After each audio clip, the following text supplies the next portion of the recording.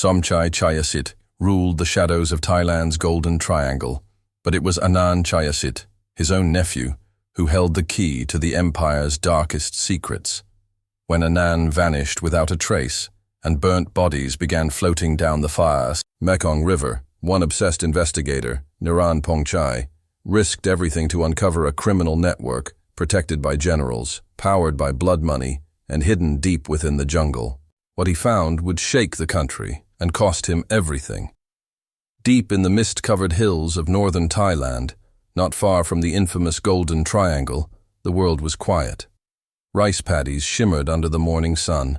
Tribal villages, nestled between bamboo groves, and Buddhist monks made their way down narrow dirt paths. On the surface, it was paradise. But beneath the lush green canopy and tourist-friendly markets, a hidden empire was rising.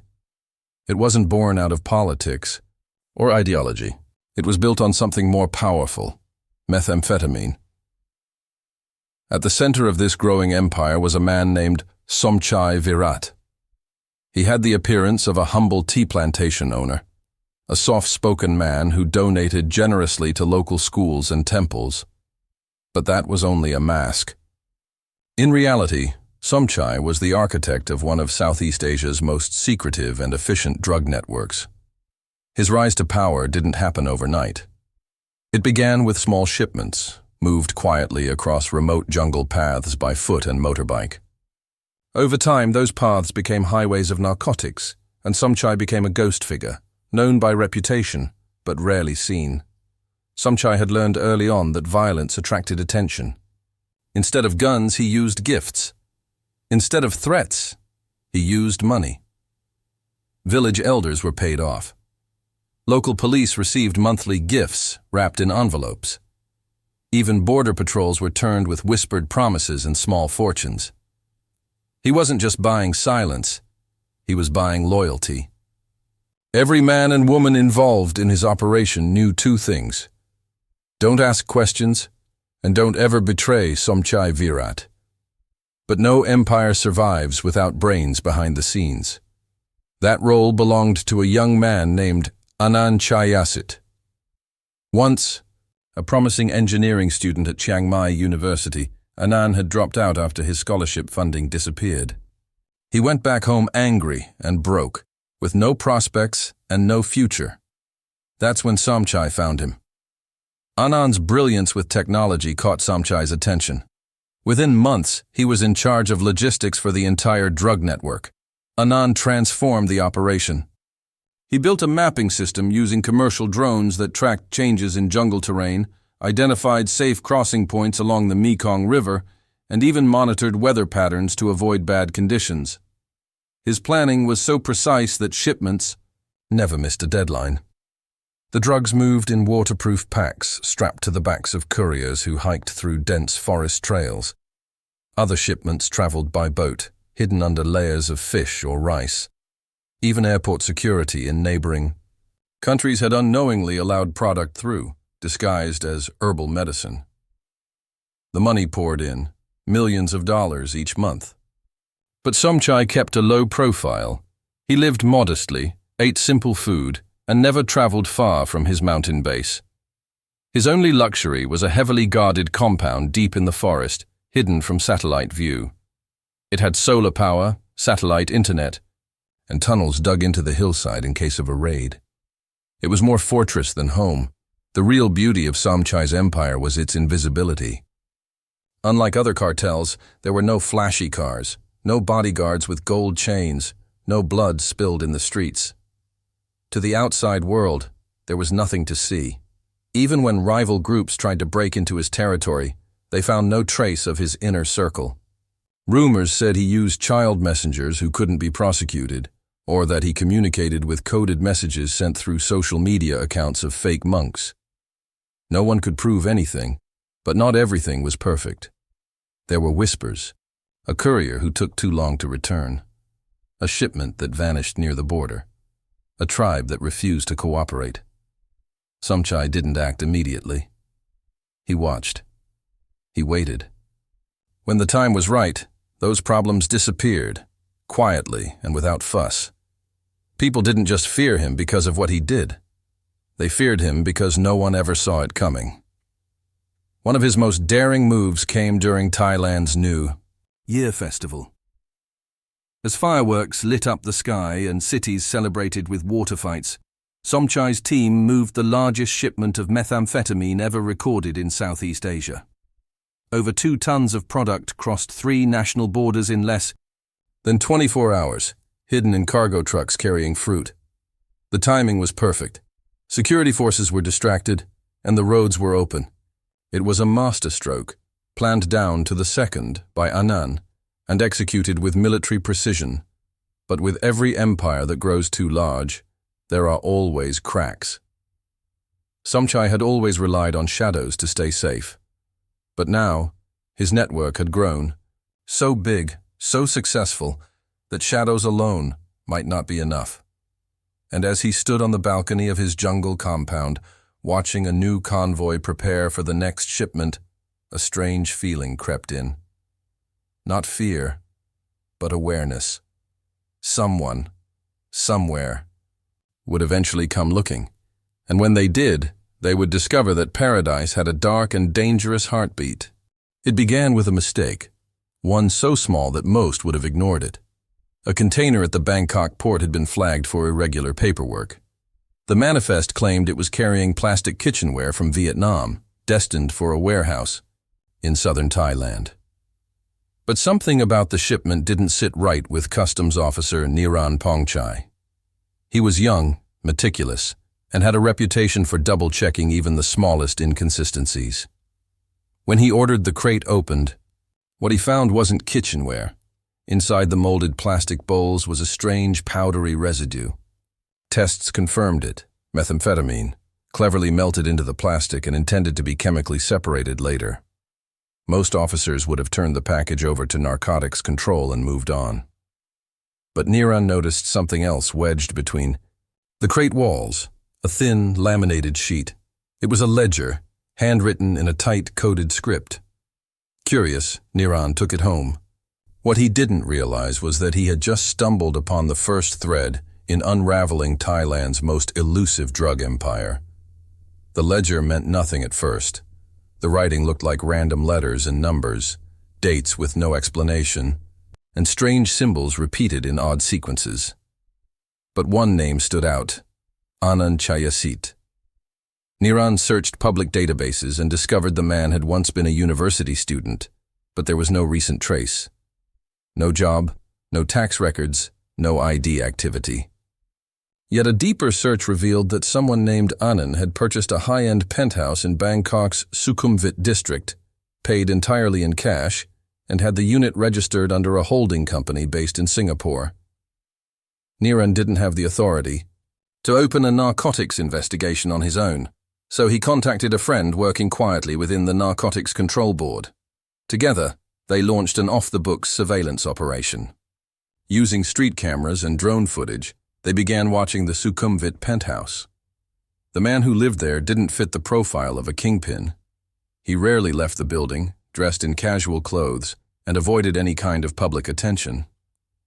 But there were clues.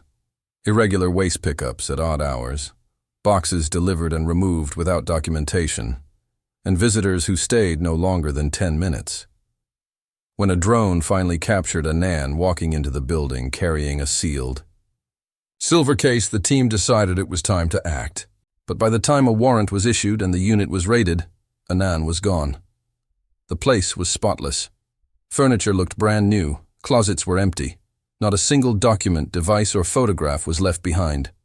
Everything had been wiped. But the forensic team noticed one thing out of place. A computer mouse left on the floor under the desk, stained with a single drop of blood. The blood matched Anand's university records. This confirmed he had lived there, but more importantly, it raised a question. Why would someone so careful leave behind something so obvious? The raid triggered panic across Bangkok's underworld. Middlemen started disappearing. Money stopped flowing. Shipment delays began to surface in the ports. A few informants came forward with fragments of information, names of ghost companies, car rentals traced to empty lots. and whispers of an ex-military figure connected to the network. That figure was Lieutenant Kiet Sutipong. Kiet was a retired general known for his clean image, but certain patterns drew attention. He owned several logistics firms, most of which operated near the Laos border. His companies reported steady losses on paper, yet his wealth continued to grow. The Narcotics Control Board pulled his travel records and noticed frequent trips to border towns known for trafficking. When an undercover informant captured video of one of Kiet's trucks unloading containers deep in the forest at 2 a.m., the IEIE investigation took a dark turn. It became clear that this wasn't just a local crime ring. It was a state-protected empire.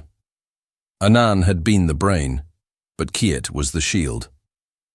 With a network of army-trained drivers and private routes used for years during civil conflicts, he made sure shipments moved like ghosts through military checkpoints. There were no inspections, no questions, and those who tried to interfere either disappeared or were transferred. Niran was ordered to back off, but he didn't. The more he learned, the more obsessed he became. Every document he touched led to another trail, another company, another dead end. It felt like chasing shadows. But one thing was now certain. The empire was real, and it was much larger than anyone had imagined. As news of the Sukhumvit raid quietly circulated among criminal circles, the cartel began to change shape. Communication shifted to dark web channels. Locations were abandoned overnight, and somewhere in the chaos, Anand vanished completely. No credit card use, no phone pings, no border crossings. He had disappeared off the face of the earth, leaving only blood on a mouse and a storm waiting to break. The silence didn't last long. A month after Anand disappeared, a body was found floating in the Mekong River near the Thai-Laos border. It was decomposed beyond recognition, hands bound with nylon rope, and multiple stab wounds along the torso. Locals reported it as another smuggler's fate, but something about the case drew the attention of Niran Pongchai. Forensics identified a trace of rare surgical steel in the dental implants, materials only used in a handful of elite Bangkok clinics. That alone narrowed the identity to just 4 people, and one of them was a former customs officer who had vanished 2 years earlier. Niran knew it wasn't Anand, but the message was clear. The cartel was cleaning house. Behind the scenes, the Narcotics Control Board was in turmoil. Every lead they chased ended in shadows. Key witnesses retracted statements. Police officers scheduled to testify were suddenly reassigned or went silent. Even judges refused to sign off on new warrants, citing insufficient evidence.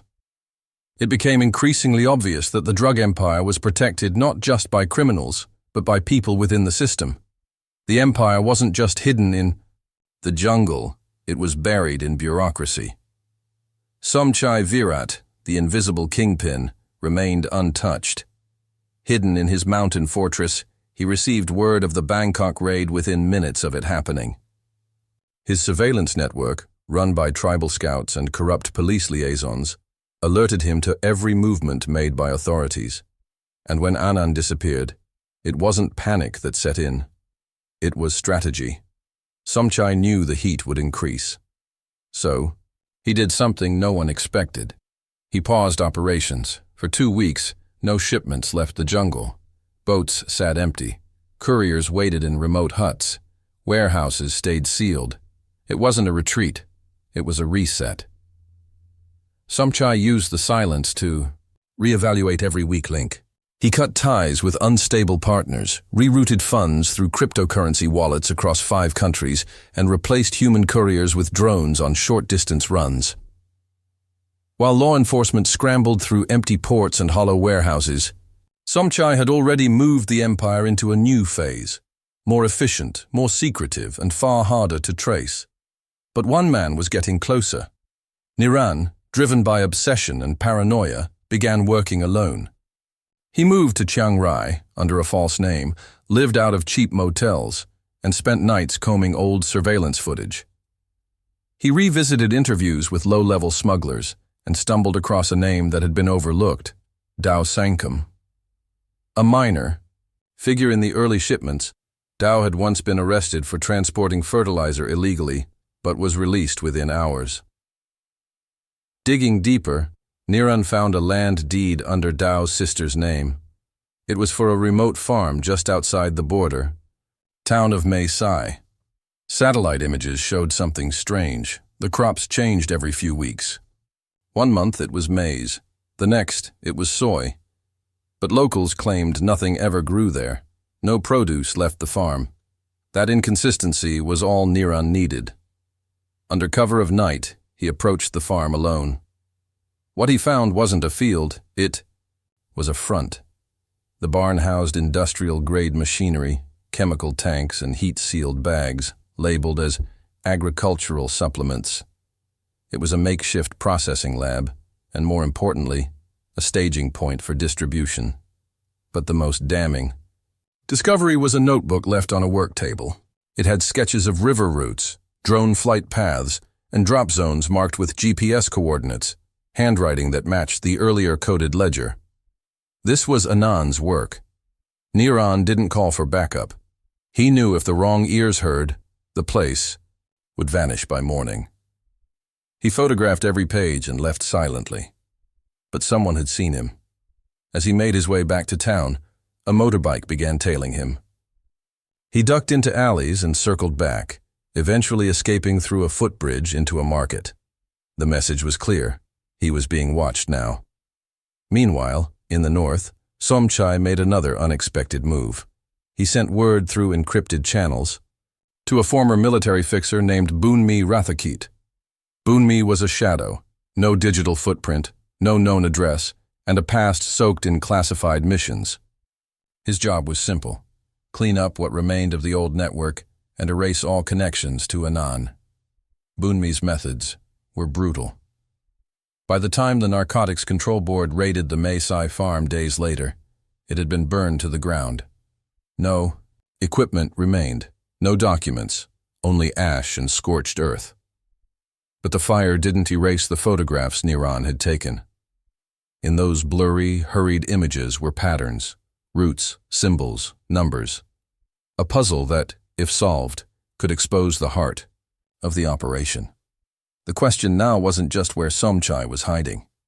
It was how long he could keep a crumbling empire from falling apart, and how far he'd go to keep his name buried in silence. In the weeks following the farm raid in Mae Sai, the drug empire began to show cracks. Rumors of distrust filtered through the criminal underworld. Some whispered that Somchai no longer had full control. Others said a new player was rising, someone younger, more ruthless, and willing to betray the old ways. But while the world speculated, Somchai stayed quiet, hidden in his guarded compound, deep in the Changdao Mountains. Surrounded by jungle and protected by a private militia made up of loyal tribesmen and former soldiers, his sanctuary seemed untouchable. Niran Pongchai, exhausted and paranoid, knew time was running out. He had uncovered more than any officer had in years, but he was alone. His name had been scrubbed from official investigations. His files were blocked, his access denied. The only thing keeping him going was the collection of photographs and notes hidden in a locker rented under a false identity in Lampang.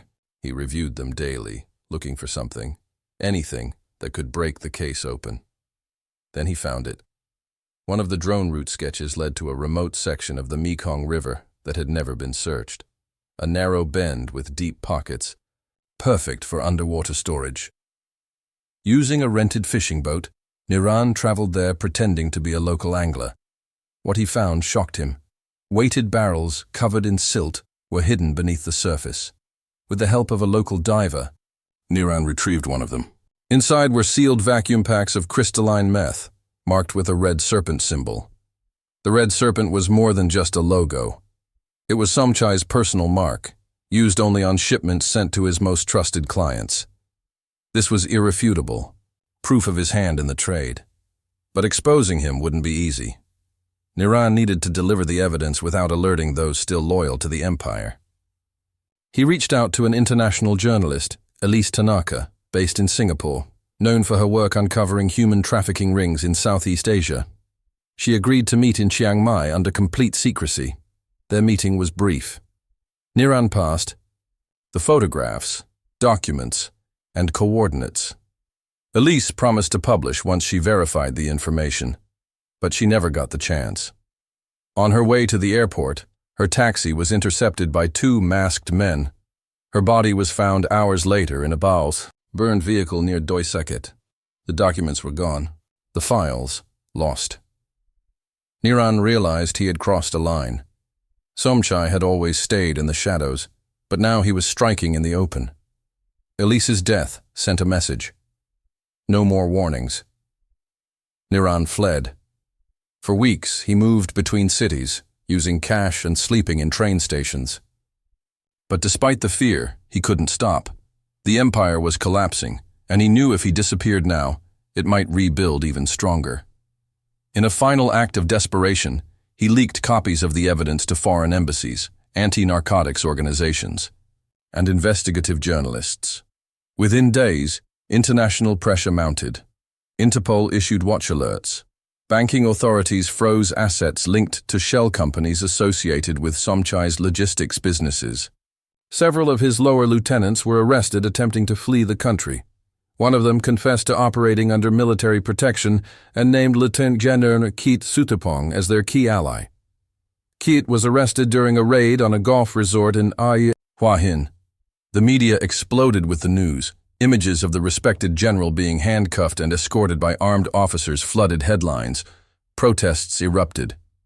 The government, forced to respond, declared a full investigation into the hidden empire. But Somchai was still missing. Then, 2 weeks after Keat's arrest, an explosion rocked the jungle outside Chiangdao. A private compound was reduced to rubble. Forensic teams recovered charred bodies, including a man whose dental records matched Somchai Chayasit. The drug lord was declared dead. State officials celebrated.